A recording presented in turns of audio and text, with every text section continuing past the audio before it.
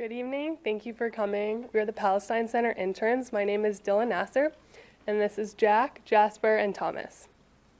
Welcome to the third and final installment of our Palestine Center Summer Intern Lecture Series, which we titled Palestine and Us, Contextualizing Palestine and Contemporary American Activism. This series was organized by the four of us as the summer interns here at the Jerusalem Fund. We hope to examine the ways that American activists incorporate Palestine into their work, theoretically and on the ground. Palestine and the struggle of the Palestinian people for total liberation is central to an intersectional understanding of imperialism, materialism, white supremacy, colonialism, misogyny, and other forces that shape our world and oppress people.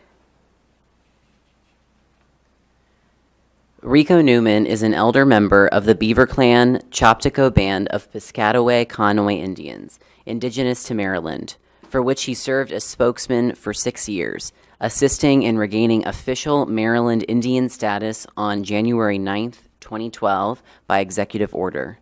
He currently serves as chair for the nonprofit group Maryland Indian Tourism Association and is a volunteer spokesperson with the Chesapeake Bay Foundation. Mr. Newman has served on the board of directors with Jefferson Patterson Park and Museum, the Maryland Department of Natural Resources Trails Committee, and the Maryland Commission on Indian Affairs Repatriation, Education, and Business Development Committees. He worked for 6 years with the Smithsonian National Museum of the American Indian as consultant and cultural information specialist, has spent many years participating in civic and university consortiums and tribal forums, and has developed a history curriculum for tribal youth. He is a traditional beater, finger weaver, and native flute player. Items of his work are displayed in the collections of the Frisco Native Museum in North Carolina and the National Museum of the American Indian. With tonight's discussion, we're discussing settler colonialism and decolonization and what that will look like or might look like in America and Palestine. And we're meeting right now this space and everything around us. It's all stolen land, and acknowledging that is the first step that we can take to tackling one of the core contradictions of this country that we're living in, and that is that the United States is founded on the genocide of the indigenous people of this land, and also the exploitation of enslaved Africans. The amount that this history has become ingrained in the psyche of America cannot be understated, and this is, there are countless examples of this, but one that stands out to me in some of the research that I've been doing is how in the eyes of our military, it seems like the enemy has always been the native. The code name that the U.S. military gave to Osama bin Laden during their hunt for him was Geronimo, which is the name of a famous Apache leader and medicine man. And the battlefield, whether we see it in Iraq or Syria or Afghanistan or Libya or Somalia or Niger, is still by soldiers in active duty and not referred to as Indian country. And the U.S. uses its position historically and geopolitically to provide immense military and economic and also ideological support for Israel. And it's important to acknowledge how these two settler societies support each other and feed each other in these ways. And also it's worth thinking about the solidarity between movements against these forces. In Standing Rock and in Palestine, we've witnessed resistance and solidarity against these forms of imperialism and neocolonialism, and it's been inspiring, even though there's such a long way to go. Now at this time, ladies and gentlemen, I would like to ask you to please turn off any cell phones or noise-making devices. I guess I was speaking earlier with Mr. Rico Newman, and he said that if that is all right with you, that you may ask for questions during the talk. and I would ask that maybe you raise your hands and wait to be selected, and I'll come to you for that. At the same time, I'd also like to recommend that you visit our website at www.thejerusalemfund.com, or excuse me, sorry. Where you can learn about the various activities that we do at the Jerusalem Fund, and also look at videos of past events. We have a whole selection. It's actually pretty fascinating. And also look up for upcoming events happening here. So without further ado, I'd like to ask, help me in joining, please, our esteemed guest, Rico Newman. Thank you.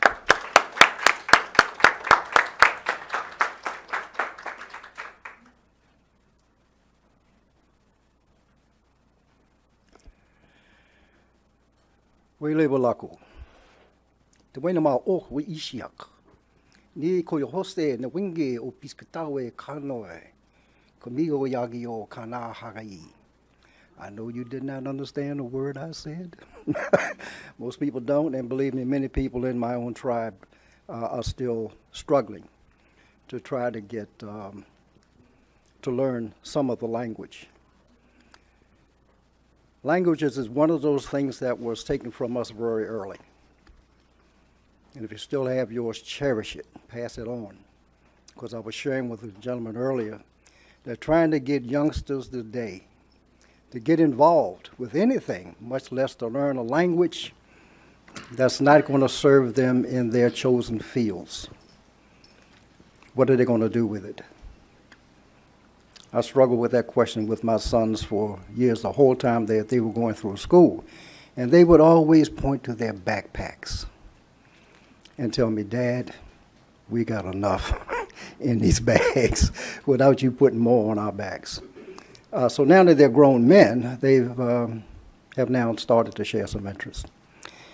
But let me go back to the beginning. What I shared with you when I stepped up, it's an obligation on my part as an elder in the tribe. I know I look like a young man, but I'm an elder. To welcome people to our land. It's a tradition that we do that. And that's basically what I was saying. Wele Balaku means good evening.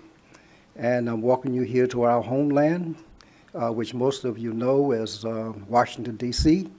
We know it as Nakashtank, which means high bends where the water flows. Many say that Washington, D.C. in the 15th, 16th century was described as a Atlantic city. It's where all the trade took place. Natives came from the west. They came from as far as the Gulf of Mexico to come here for trade, from Canada, from the Great Lakes regions.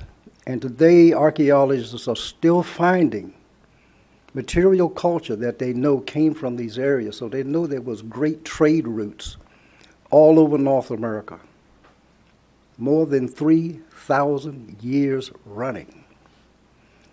But you won't find that being advertised anywhere in the city.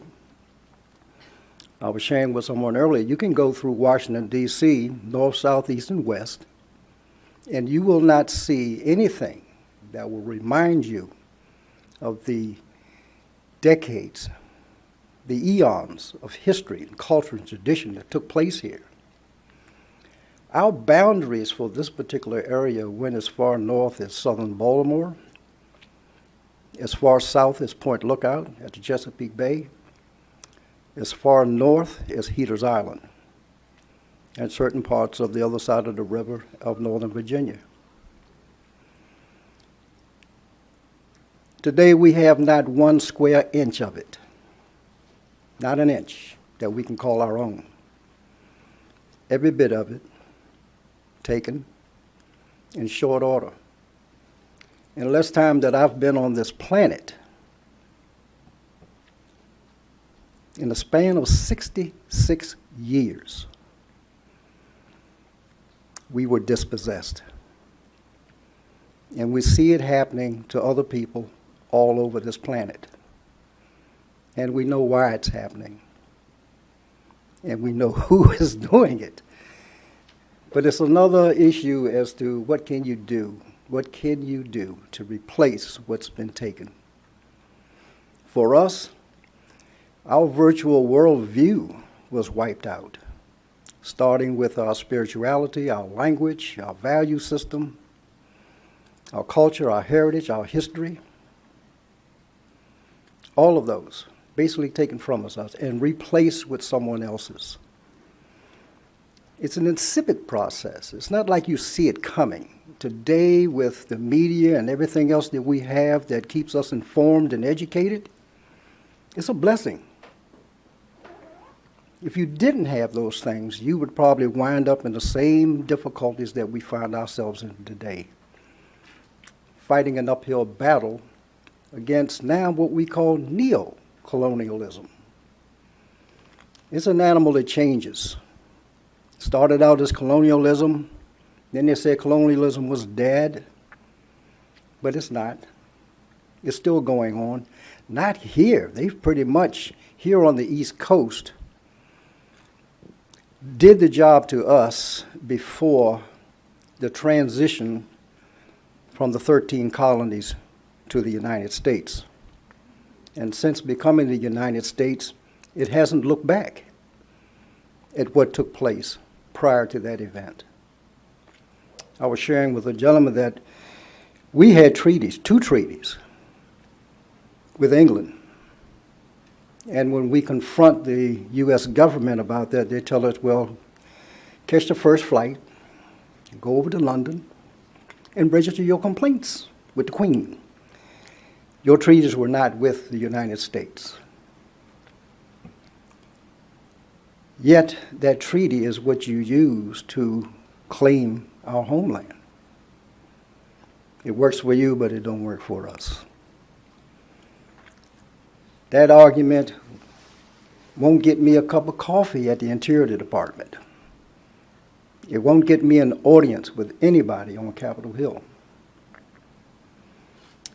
It's the old Rodney King paraphrase, can't we all just get along? Everybody's doing well. Everybody is advancing. Nobody's starving. At least I'm not. I've lost 30 pounds because I had to. But yes, we're doing a lot better, some people will say, than what we were doing in the 17th century. But it depends on how you look at it. I'm going to take you a little back into our past. What was the past like here for the indigenous people, the native people here in what is Washington, D.C.? When you get a chance, you have to look at some terms as far as how people existed that didn't have somebody above them, this hierarchy, which is a word that was put into our vocabulary, meaning somebody had to be in charge. Pretty soon they were calling the people in our population that had responsibilities. They started telling us that they had authority. That word is not in the Algonquin language. Responsibility is. When people are responsible, it's entirely different from those who walk around feeling that they have authority, even to where they were describing our leaders as having the authority of life and death. And I challenge anybody to go into any record and find at any time that any native leader took one of their people's lives. Never happened. Any more than you will find any incidents where a wolf carried off somebody's child. It's fable. It's made to scare children. It's made to turn you against people. We were people, every one of us was able to do, be, go, and come as we pleased. No one had authority to stop you. We had a system of governance because we didn't have, what do they call it, Obamacare? So if a man became injured on the hunt, if he was run over by a bison if a deer stood up on his hind legs and beat him into next week. If you go deer hunting, watch out, they will do that, especially the bucks during rut season. What would happen is the Tayak would have a responsibility to see that his family had everything that he needed. That was his responsibility. Everyone else's responsibility was to take a share of whatever they grew and distribute it to their village leaders, their Wirrawansis. And then a share of that would go to the Tayak. And I've heard people say, even some indigenous scholars, that's tribute. Okay, I guess you could call it that. But they weren't going to get rich. They could eat themselves to death. But there was no gold and silver, no ore, nothing precious about it. They received these simply to redistribute in a system that we call equitable distribution. In that way, nobody went hungry. Everybody had, even in hard times, everybody had something to eat. Way along here on the Potomac River, if you went hungry, it's because somebody tied you to a tree. I mean, the natural foods that were available here, the rivers so full of fish. I think in 1634, someone remarked in the hand that the fish was so thick in the hand that you could walk across the Potomac on the backs of the fish. I don't think anybody was going hungry. The deer was so plentiful. And bison. A lot of people don't believe bison were here. They were. Eastern woodland bison. They migrated from Canada all the way down to the Carolinas. The last one was killed in Pennsylvania in 1774. The only place you'll find one now is up in the northwest part of Canada. They don't migrate anymore. That's how things were pretty much in the past. There was a pretty good way of life going on here. People will say, oh, well, you know, so hard you had to do your gardens with digging sticks and whatever. Well, yeah, but I didn't have to stop and get in my car and run to Walmart either. I had time to do that. It was part of my life, part of life ways. Today, kids don't want to go back to farming. For them, it's too hard of work. I was like that because I always remember my dad and my grandparents out there in the house with those reins over their neck and behind that mule, plow on a field. We don't do that anymore.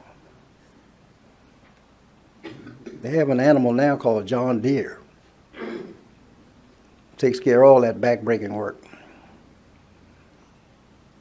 Of course, now you have to be able to afford it. They don't come cheap. Very expensive. But we were a society that, a well-polished society, too friendly, too accepting.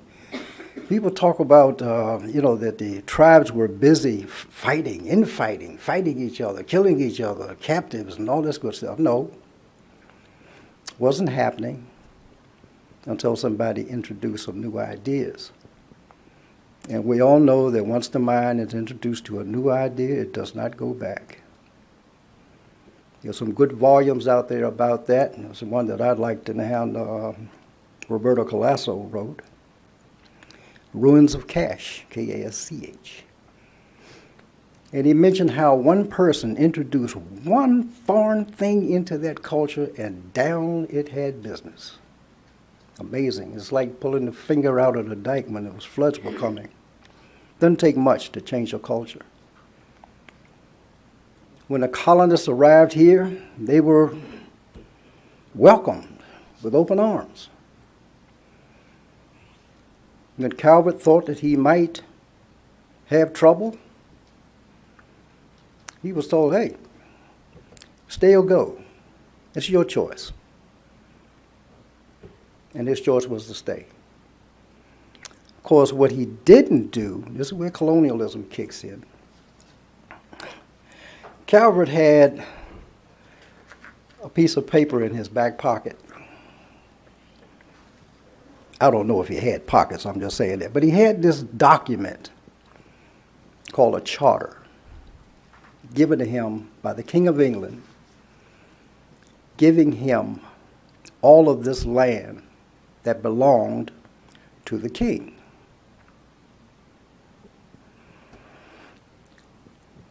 Still trying to figure out how that happened. What we get out of it is that there were certain things passed called papal bulls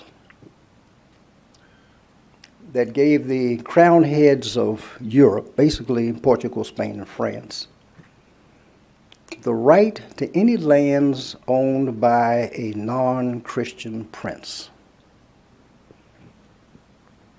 Well, 1634, there were no Christians here. And certainly we didn't have any princes or princesses, because now everybody swears we got princesses all over the place, especially among the Cherokee. But that wasn't happening. But the thing is, this guy stands in front of the Tayak and asks him, "Can I stay? Can I stay?" And in his back pocket, he's got a document that pretty much tells the Tayak he's trespassing on his own land. And as I said before, it only took 66 years for the Piscataway to be dispossessed. And I could go through what that process is. I have a PowerPoint that I use to show graphically exactly how insipid a process colonialism is that will rob you of everything that makes you who you are. I mentioned them earlier, the least of which is language. You are your language. You got it, cherish it, keep it, practice it.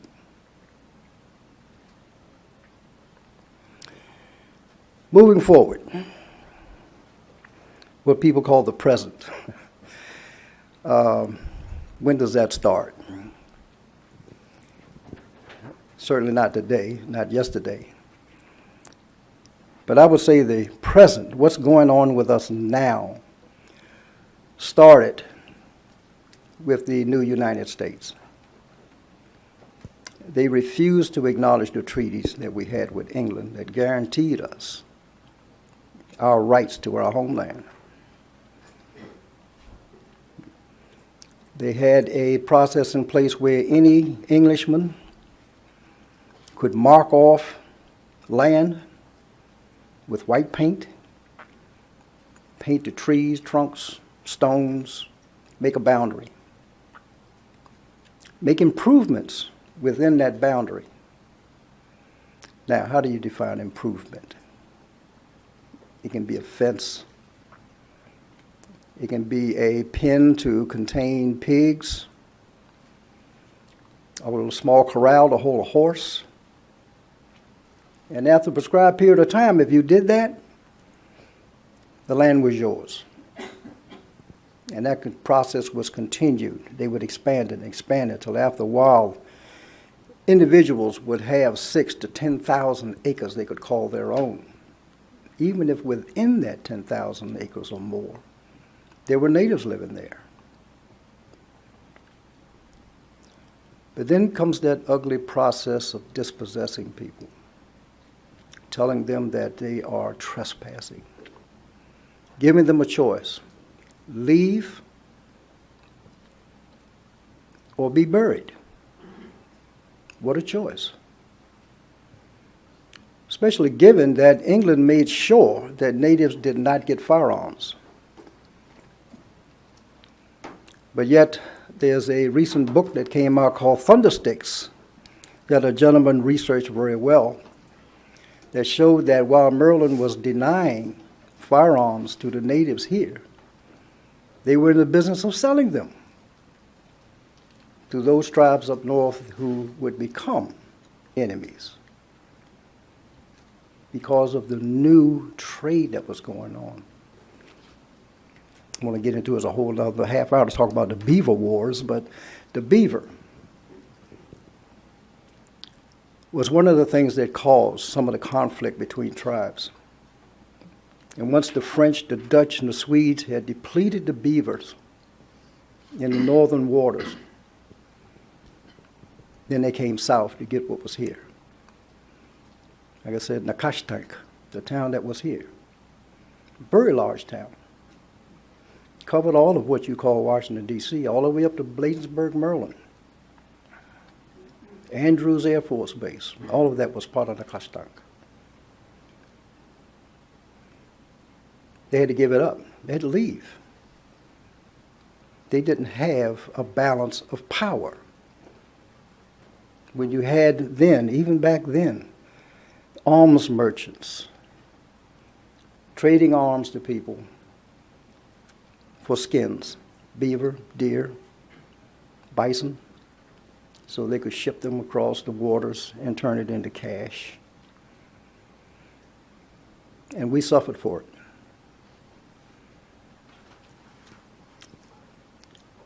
That pretty much came to an end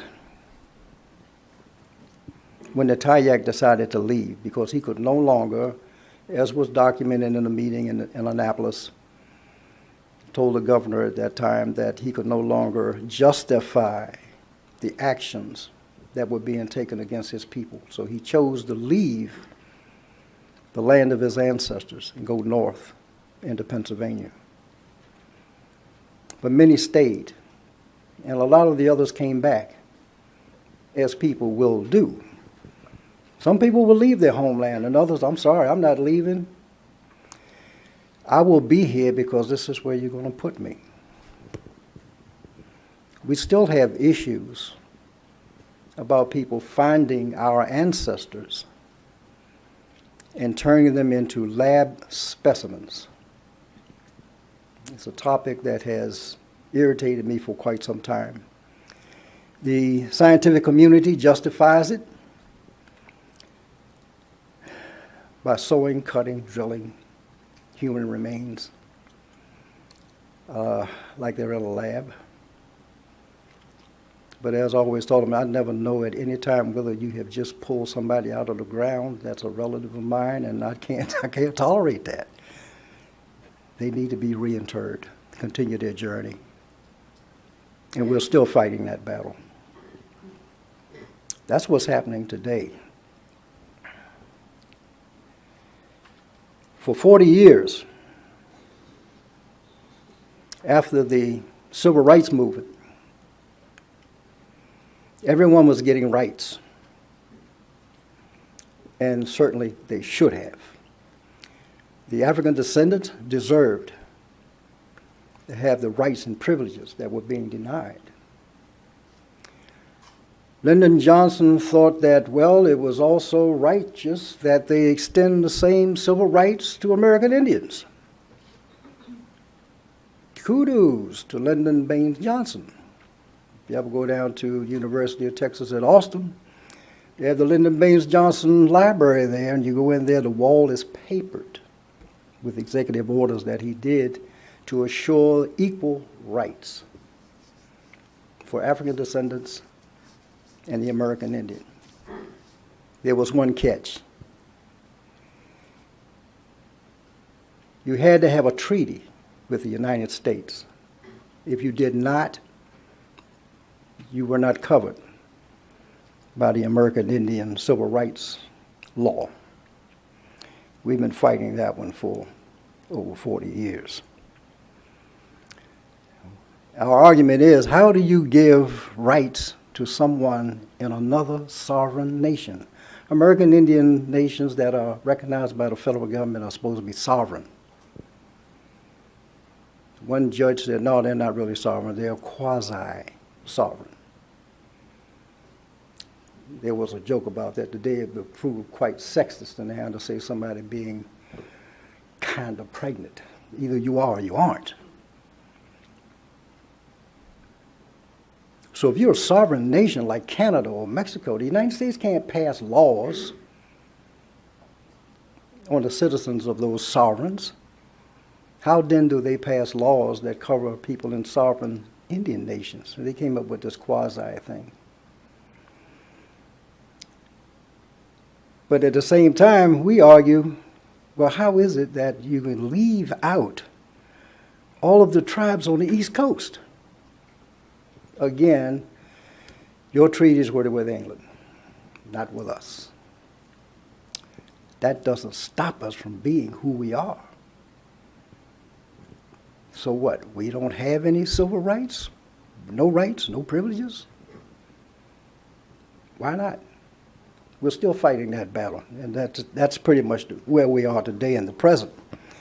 The state of Maryland does acknowledge us, does accept the fact in hand that we are the successors to the interests of the first people of what today is Washington, D.C., Maryland, Northern Virginia. But the United States government could care less. So right now, the Fourth and Eighth Amendments to the Constitution don't apply to me and a whole lot of people on the East Coast. Except now, I think it's 6 tribes in Virginia receive federal acknowledgement through congressional action. So now they've drawn a line in the sand with them. You didn't go through the process, the legislative process, to determine if you are or not a successor to the indigenous people in this land. And trust me, I've heard every kind of argument. When I step up, the first thing I have to do is get myself out of the way, because people say, oh, you don't look like Tonto. You don't look like West Studi either. Well, I have a lot of cute answers for people that ask me things like that, which I won't burn your ears with some of them. But anyway, I always say that I am a product of genocide. Now, a lot of people have it in their head, genocide means somebody died. There's a native scholar who wrote a book called A Little Matter of Genocide. And he researched that term and took it back to Romania, where a jurist named Raphael Lemkin coined that term because of what he saw happening with German troops and Romanian native women. The idea wasn't to kill them. It was to have them bear the children of the German soldiers. And he coined the term genocide because the genome is what it is. And when you bring 2 foreign genomes together and they exchange, you just killed a genome without killing it. A lot of what people call genocide is homicide, mass homicide, killing, murder. It has a lot different impact than to saying, oh, it's genocide. It sort of softens the blow. Murder is murder. Mass murder is exactly what it is. That's what it should be called. Ethnic cleansing, okay, I'll go with that one. But let's not call it genocide. Let's call genocide exactly what it is. Taking people's identity away from them without killing them. Moving fast forward, let's go to what's going on today. Where are we today? What's the future hold for us? Good question. Last night I was in a meeting outside of Annapolis, and there were tribes there from the Eastern Shore and from this area, still with the same argument, but they're not going to let it die.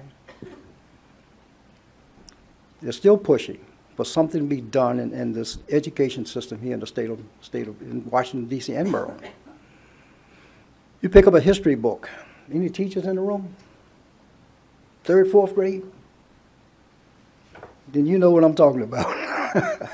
You open up that history book, we disappear about page 3. Strangely enough, former Governor O'Malley mandated that Maryland Indian history be included in the Maryland curriculum from elementary through high school. He also mandated that every graduating senior in Maryland schools would graduate environmentally competent. To this day, nobody has defined what that means. Or how do you test for it? How do you test for somebody being environmentally competent? A gentleman that introduced me said I was a speaker at one time for the Chesapeake Bay Foundation. I have argued what's going on with the Chesapeake Bay and the waters here for so long. But if any of you read the paper just with the big rains that we had about a couple of weeks ago, somebody decided to open up the gates to the Conowingo, that dam up on the Susquehanna River. The trash that came down in the bay. If any of you know where Sandy Point State Park is, you might have seen some of the pictures.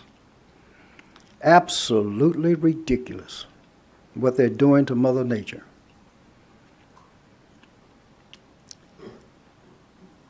I was sharing with someone I was speaking with and had about a movie I watched the other night. I don't watch a lot of movies, but this one kind of caught my interest because there's an actor who was one of my favorite was in it. It's called This Is How It Ends. And I kept getting the idea of watching this thing and how I was waiting for the spaceships and the aliens to come flying down, you know, with the lasers and blowing stuff up. It never happened. At the end of it, you found out that this person or this thing or this entity that was doing this destruction, we're standing on her. Hakianishka, the Earth Mother. Like I told the gentleman, one of my favorite comedians, what's his name, Carlson, is gone now. He did a stick where he said that at some point Mother Earth is going to get so tired of us, she's going to be like a dog with water on and shake. And that's going to be the end of us. Somewhere down the line, we've got to bring it to a halt. There was a gentleman I listened to back in 2009. His name was Salim Ali. And he did a research and published a book called Treasures of the Earth. And he predicted what that movie was talking about, that at some point, this constant acceleration for more, bigger, better. Mother Earth is paying the price, not us. But eventually, we will. We will. When the water is no more fit to drink, and it's happening now, you've heard about what the water in Detroit. They're diverting water out of the Missouri River for tourism purposes away from the natives who use the water to irrigate their crops. Some of the mines that have been abandoned down on the Navajo reservation, they thought they had contained some of the contaminated waters with the minerals and things that came out of their mining. Those waters are now running rampant, contaminating the drinking water and the water that the Navajo, the Hopi, need for their crops. And the government isn't doing a thing about it. They're not even going after the companies that were supposed to do that. They got their money and they're gone. Detroit, I don't know what they're going to do about the water in Detroit. Maybe it's the plan to have Detroit emptied, get everybody out of there so they can rebuild it. And one of the ways to do it is water. Last year, I had the privilege of going to a forum in Baltimore, at the University of Baltimore College of Art. I was supposed to do an opening invocation in my language to set the tone for that forum. And it was all about the impact of things happening to minority people. Whatever definition you have is for who's minority, but if you're talking about numbers, most people are considered minorities, we're not. There was a gentleman there from, can't remember the exact city, but somewhere near Gaza, and he talked about the situation of water, how water was being controlled. You control water. You keep water away from people. You can control the people. And he gave a very passionate presentation about water and the impact that was happening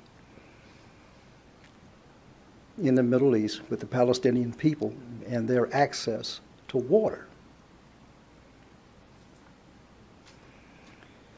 I wasn't supposed to speak at that forum, but the native that was invited there to speak about issues that were going on with natives didn't show, so they asked me if I would fill in, and I'm going, oh, okay.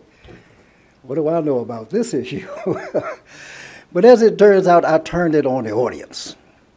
There had to be 500-600 people, mostly students. And everybody in that room had a plastic bottle of water. Got 'em. Anyway, I said I was a spokesperson. No, you don't have a plastic cup. You're good. The Chesapeake Bay Foundation has a place on their site where you can determine what your carbon footprint is. Most people feel they're innocent. Most people are not innocent.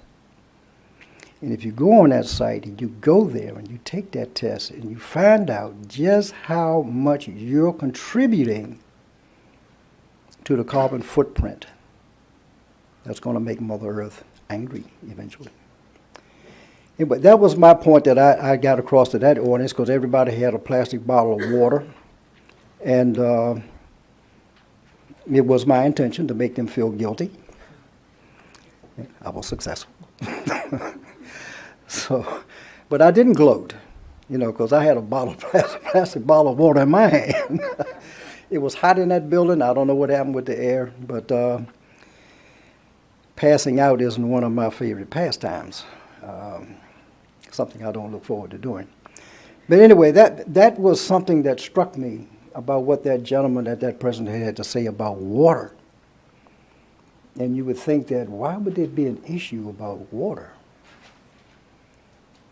But it's an issue everywhere. There's a film that's still out there.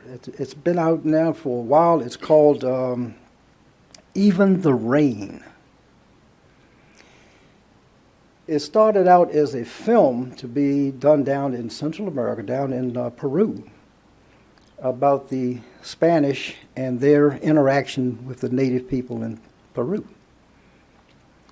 And ultimately, it became an issue about a crisis around water, because they found out that their water could be controlled. Their access to water could be controlled. Even the rain. It holds your attention to find out what is going on between industry and indigenous people all over this planet. Is there no end?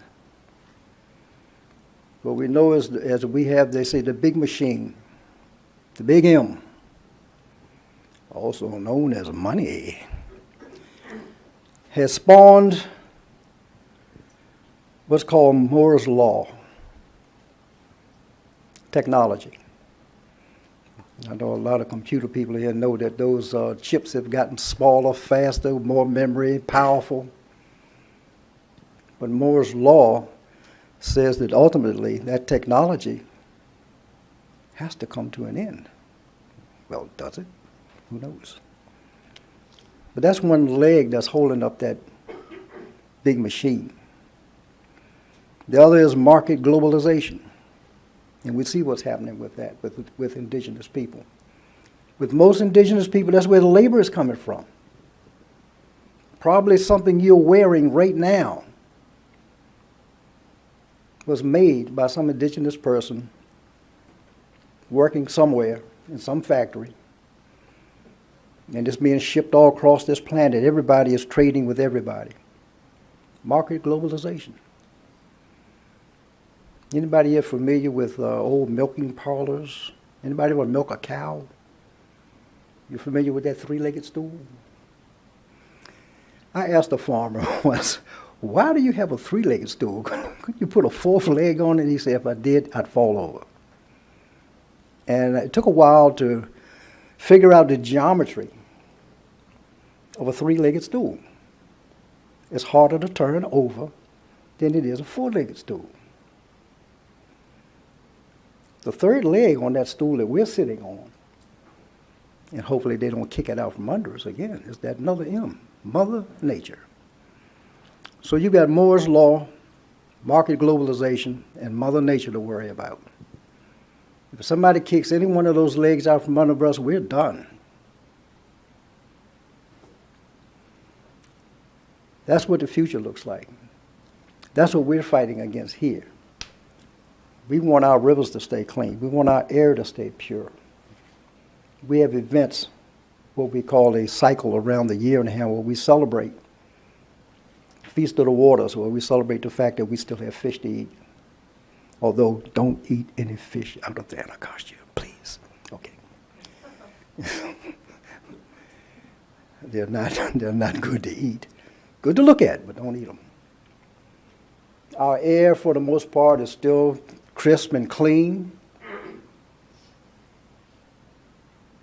The land is still producing. Of course, they stopped us from growing tobacco, which in and of itself is not a bad thing, because the tobacco went from what we used it for, which was in prayer and in honoring a power greater than ourselves, to being R.J. Reynolds tobacco, et cetera, and how giving people lung cancer, et cetera. But that's how it is. Progress, I guess. But anyway, I'm gonna open the floor for Q&A.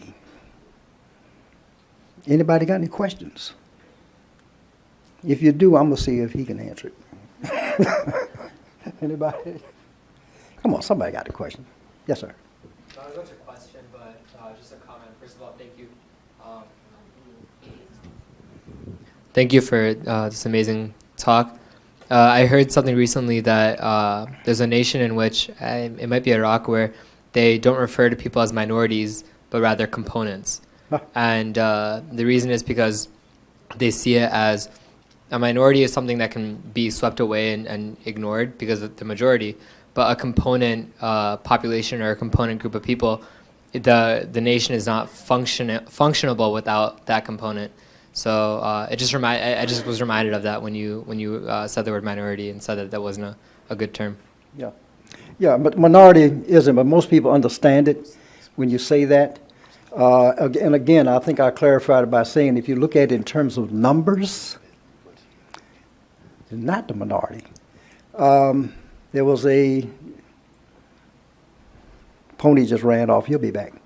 Anyway, there was a gentleman named Ralph Linton. Ralph Linton, see, come back real quick. Must have been hungry. Wrote a book called The Study of Man.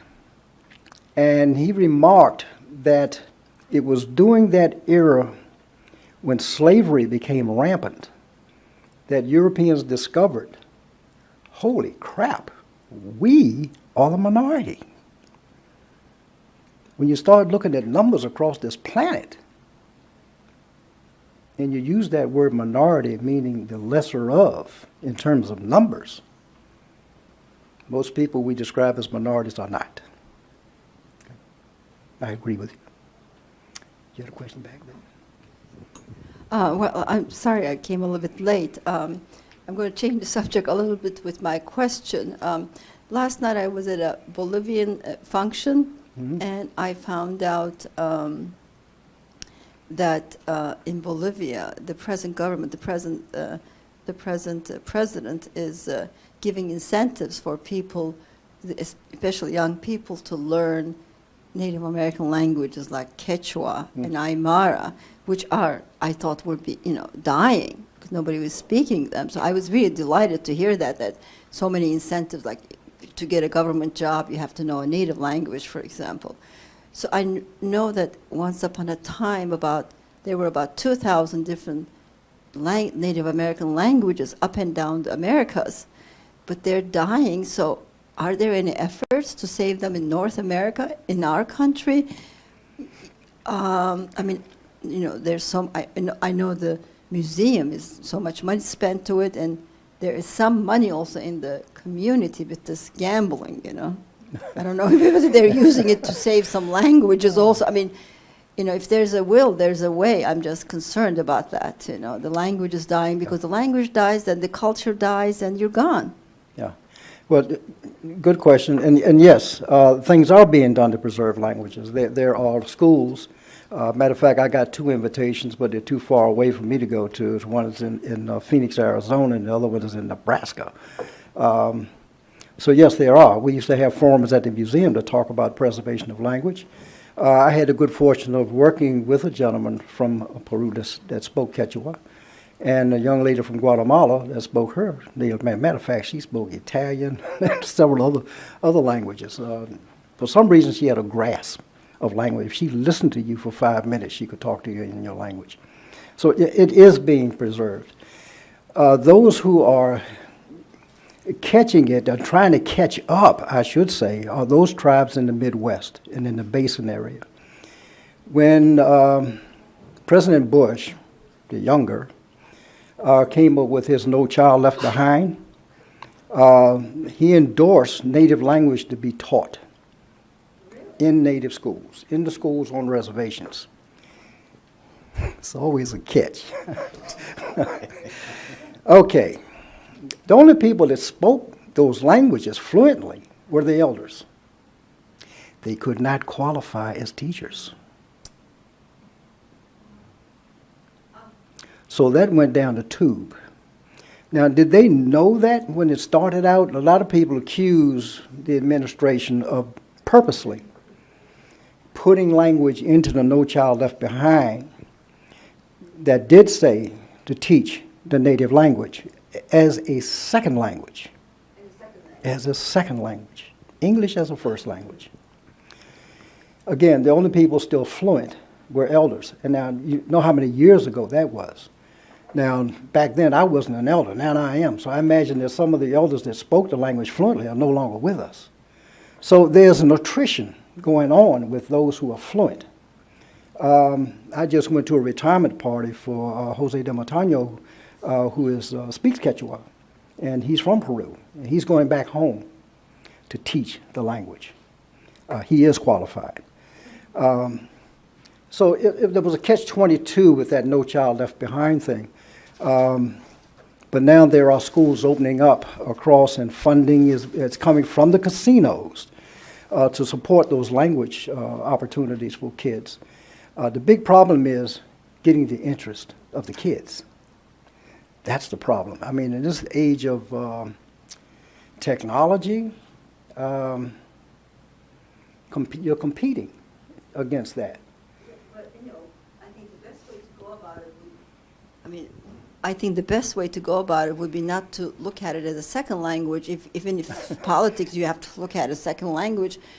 You know, a bilingual education would be good for kids to be immersed in both languages, both English and their native language.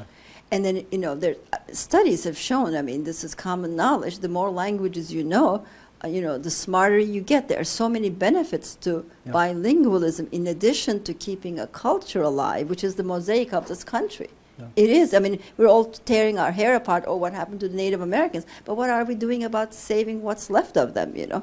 I mean, I'm not impressed with those crocodile deals. Tears. I want to see something done, you know. Language is one of them, you know. And that's, you know, bilingual education is one of them. But now, during World War I mean, it's interesting. You can use languages for technology also. Mm-hmm. Didn't they use the Navajo language for coding? Navajo and Comanche. I mean, you know, this is just so many, you know, they use it for technology, right? Well, they used it as a way to impede the Japanese during the war and during the First World War. Technology. Okay, language is technology. It works. But, I feel your pain. Yeah, I pulled all my hair out over that issue. But the tribes are working on it. In the East, they are doing language immersion. The Narragansett up in Rhode Island, I attended one of their language immersion classes. And the kids, if you catch them early. You wait till they hit their teens, you got trouble in River City. Yeah, but they're catching them real early, getting their interest, and when they walk in, no English is spoken. It's total immersion, and I loved it. I wish we could do it here, and maybe we will. But yeah, casino money is going to some right places. People aren't getting fat rich off of it. And they're not making as much money as they used to. The Pequots up in Connecticut, their kids were so spoiled that they would take the money that they were getting teenagers. They should be going to college. Instead, they would do a check. They'd go out and buy a car to get a flat tire, go buy another car. What? Yeah, that's how bad it got. And they tried to stop it, but the only thing that eroded it was the economy, where people aren't going to Connecticut, to the casino, like they were when it first opened. So that sort of pulled it back because their checks aren't as big as they used to be. Everything happens for a reason. Yeah, okay. Excluding today, and thank you very much, are there additional solidarity efforts or coalition efforts between the nations across this land that draws parallels between what has happened with our natives here to what's going on in Gaza and the West Bank? Are there additional solidarity efforts between the tribes trying to work with different advocacy groups here in the United States on behalf of what's going on in Palestine / Israel? No, most of the issues are pretty parochial. Probably the biggest organization that is targeting what's going on across the nations, whether it's the plains, the Great Basin, the Southwest, the West Coast, the East, would be AIM. That's the American Indian Movement. It was very militant back in the 70s. It sort of fell out of sight for a while, but now it's back. And they're becoming very political in trying to get Native people across the country to understand that it's not you, and you, it's us. And that what happens to you impacts on me, and we need to work together as a people. Something that hasn't been tried since Tecumseh's days. AIM is being pretty proactive with it. I haven't seen anything to where they have extended their argument into what's happening with other areas like Gaza, et cetera. I haven't seen it. That's not to say they don't, just that I haven't seen it. And I know the guy that's the president of AIM, good friend of mine, Yaqui Indian. Can't miss him. He's about 6'8", weighs about maybe 360.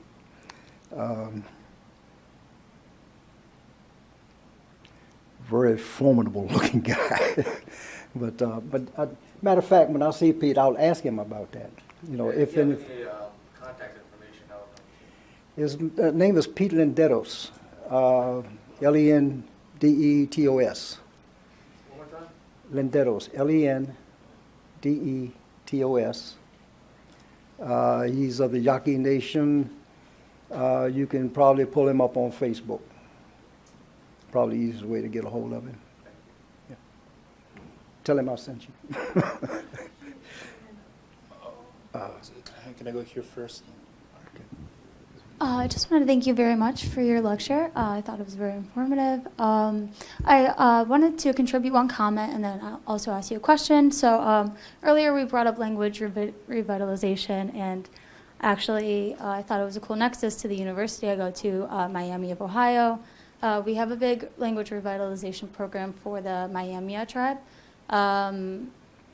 And yeah, so I thought, that was very relevant to the last question. And to piggyback off of this gentleman's question, what intersectionality do you see between the Piscataway Nation and more generally the indigenous people of the United States of America and the Palestinian people in their nonviolent forms of resistance? So like through material culture, pop culture, do you see any overlap?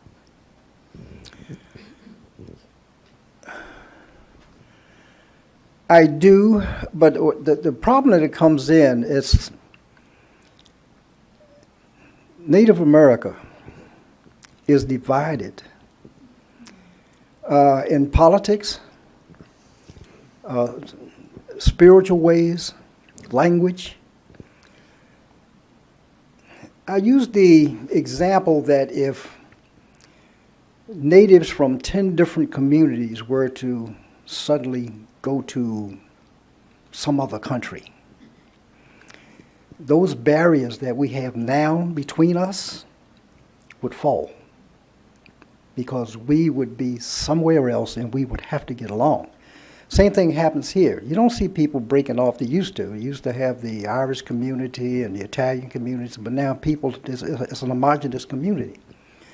I think the same thing would happen with natives, but we are so broken into the differences of culture, heritage, tradition, language, value systems, etc., that it becomes a clash of culture when we come together and we try to influence, or if we try to become an homogenated community. Nobody wants to lose what theirs is. You keep yours, I'll keep mine. We can get along. We'll find a common cause to pursue. And that's basically what most natives will do. What is the common cause? What is impacting on all of us collectively that we can pursue and not try to change each other? So we stay away from anything that's going to change us. You be who you are, I'll be who I am, and if we have a common threat, then we'll deal with that. It's like that pipeline over in the Sioux Nation. Natives from all over the country came together for that one. It was cold, but you know, you sacrifice what you can anyhow, and it was something that would impact everybody there. So natives from all over the country went there to protest. It wasn't a very pretty event there, but it's those kind of things that will bring us together, and it's that kind of thing that happened out there with that oil pipeline, which are some of the things that are happening in other countries that we can relate to. Well, we're so overwhelmed with our own issues and problems that are going on that you would think by now they wouldn't be there, but they are. And there's no stopping it. I won't get into politics, but there's no stopping it. Hope that answered it for you. Okay. Thanks. Thank you for your lecture.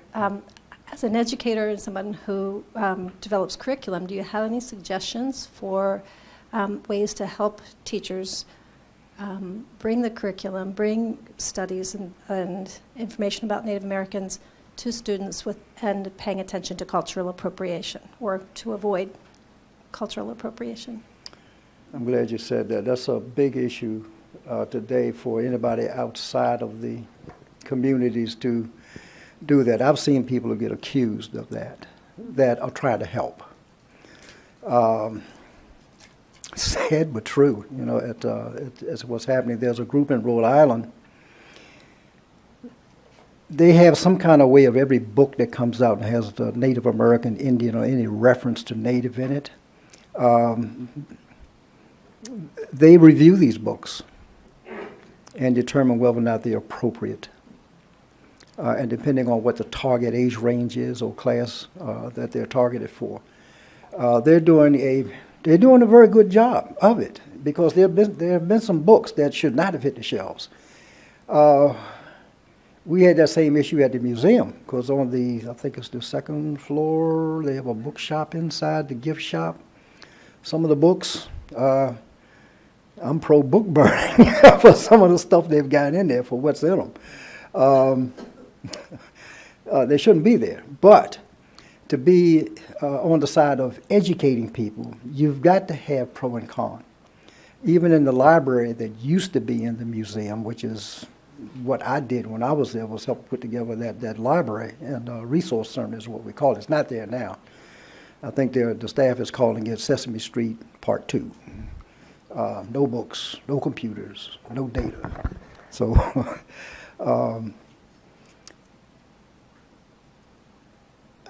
what school district do you teach in? Virginia, Maryland? Private school. Oh, okay. All right. Well, you pretty much got a license to go get it. With technology, try Native Tech. It's a website. You can get a lot of references off of that, a lot of classroom material. Also, at the National Museum of the American Indian, there is the Education Department. You call them and tell them that you're a teacher, especially in a private school, especially if you know anybody doing homeschooling.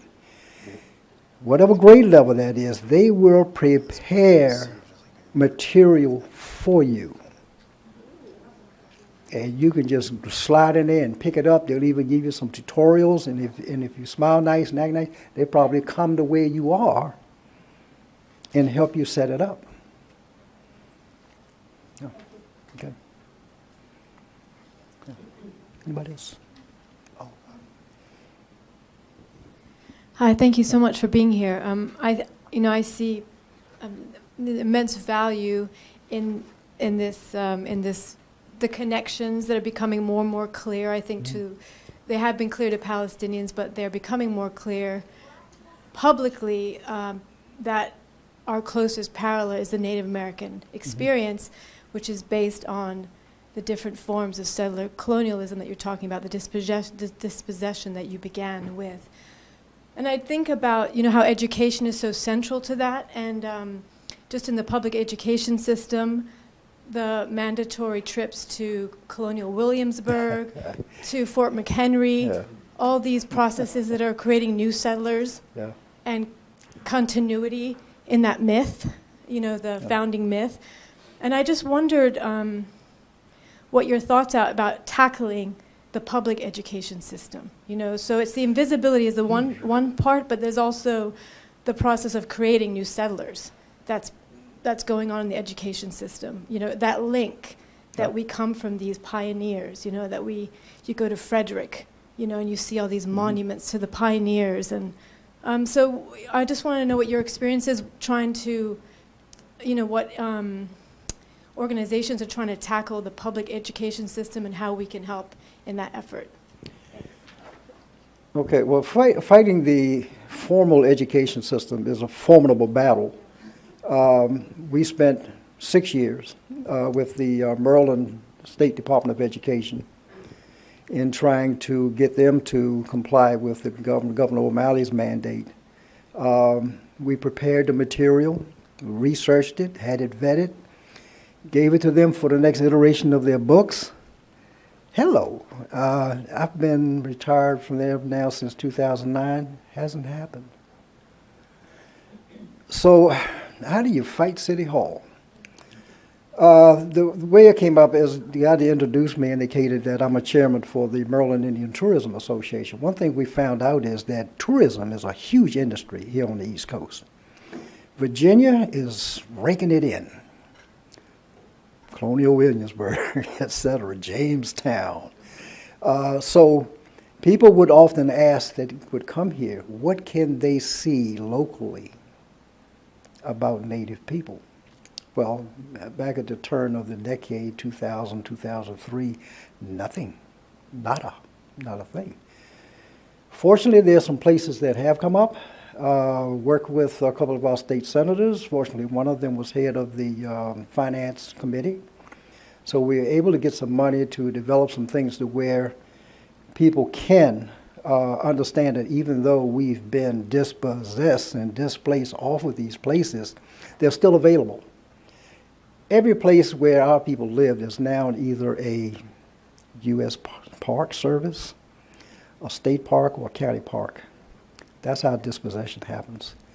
A gentleman wrote a beautiful book called Dispossessing the Wilderness, how all of your national parks, read that book, find out that every national park used to have people living in them. But what do you find when you go to parks? You can't be in there from dusk to dawn, so you can't live in it. So natives had to be removed. They had to be dispossessed. It's a process, and just about anywhere where you find these parks, all of them down George Washington Memorial Parkway, either side. George Washington's Mount Vernon sits on top of a village.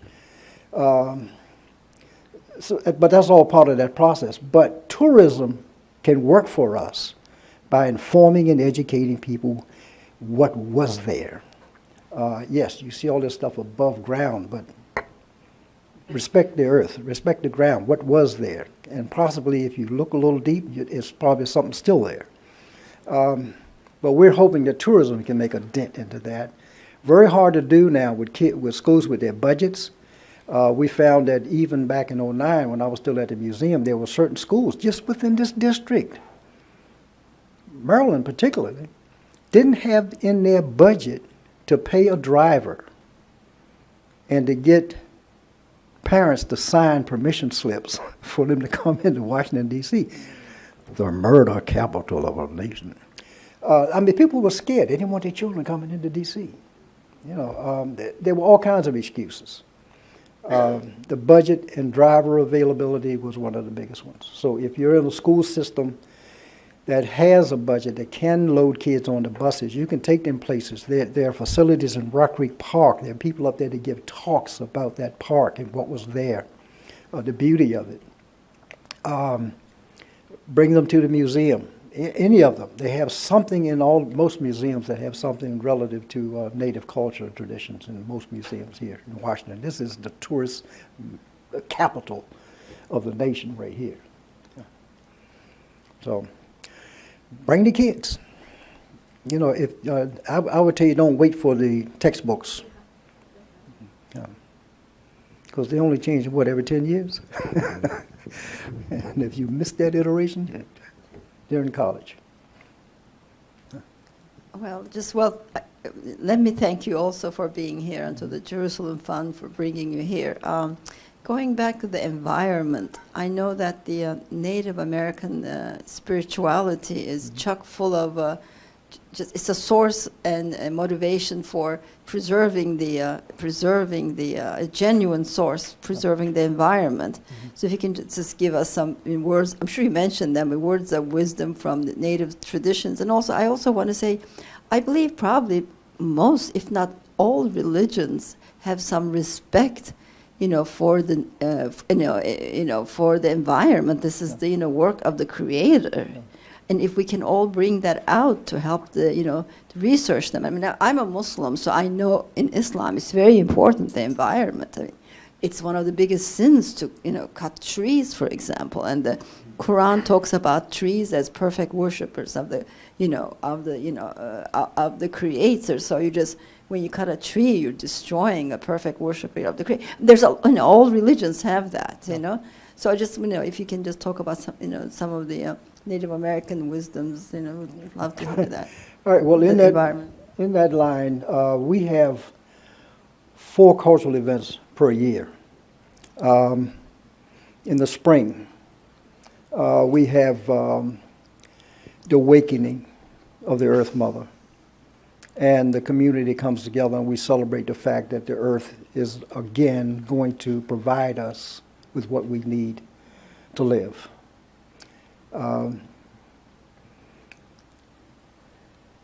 Then in the summer, June, if you've been in this area, you know that there used to be, not as much now as there was at one time, was a run of these fish called herring and shad. Those were the ones that the Europeans said it was so thick you could walk across the river. So we gather at that time of the year to thank the Creator for the life that lives under the water. We live above it, they live below it. And we do certain things to acknowledge that. All of the waters, the clouds coming from the west to fill our creeks and lakes and springs, and to make sure to continue to furnish the thin ones a world to live in. In the fall of the year, we come together again to celebrate what a lot of people have heard about, green corn.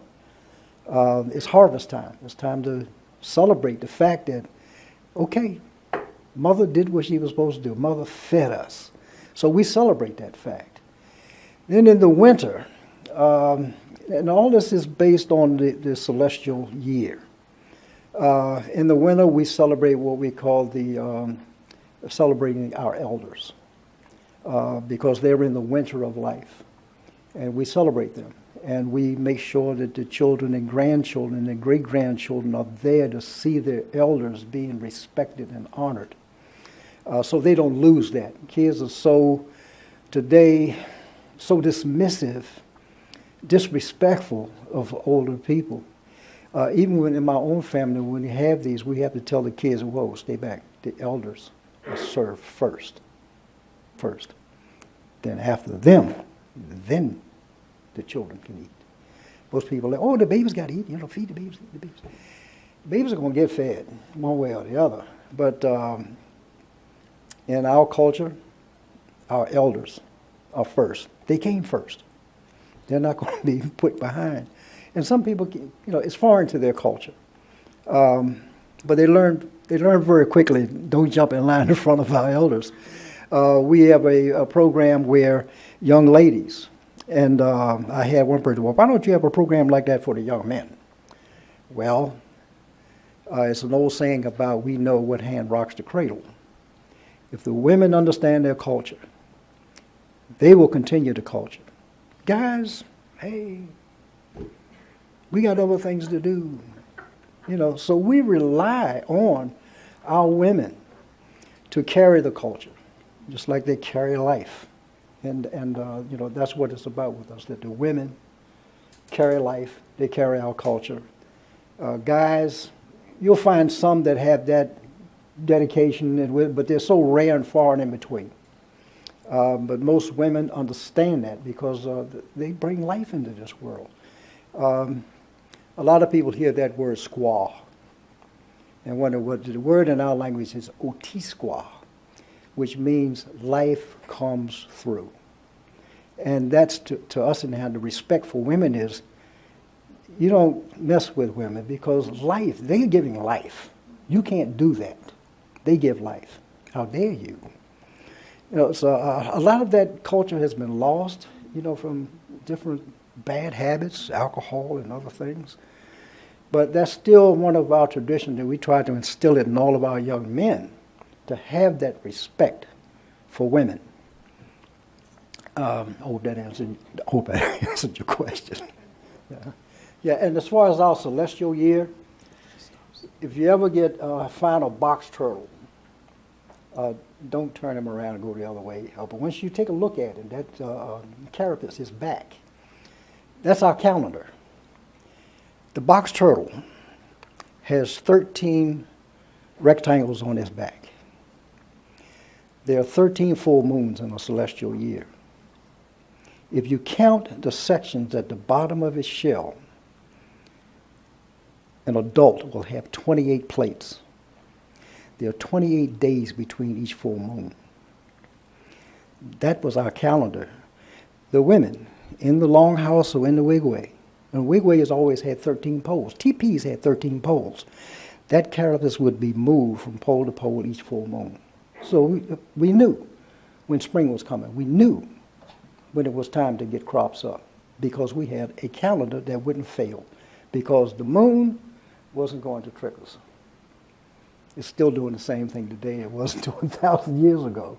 So that's just one of the other things we do as far as celebrating. And how the people who are in the turtle clan, that's part of their obligation. I often worry about them sometimes because if they see a turtle trying to get across the road, they will stop and block traffic. It can be dangerous. But I see a lot of people will stop and they'll grab a turtle and take it back where he came from. You just made his journey twice as long because he's going back the same way. Okay. Yes, ma'am. Thank you again. I work at the same private school as my colleague over here, and you're quite right. We are very lucky. We have a wide opportunity to introduce topics that we believe are important.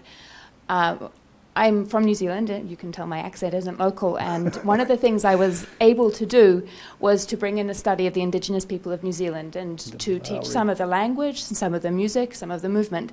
But when I came to look at the Native American people who lived in this place, the Piscataway, I believe, I could find very little information. Yes. And so when we teach the younger children, we try and teach them through the experience. Consequently, I was able to teach some of the language and some of the movement and so on and so forth without a suggestion of cultural appropriation. When we get to the older children, of course, the things from the museum and that kind of material is the most appropriate way to do that teaching. But I'm wondering, what can we bring to our students about the people who lived here specifically? What can we experience? What things can we learn or what places can we visit so that they can experience and consequently create those important connections between different peoples?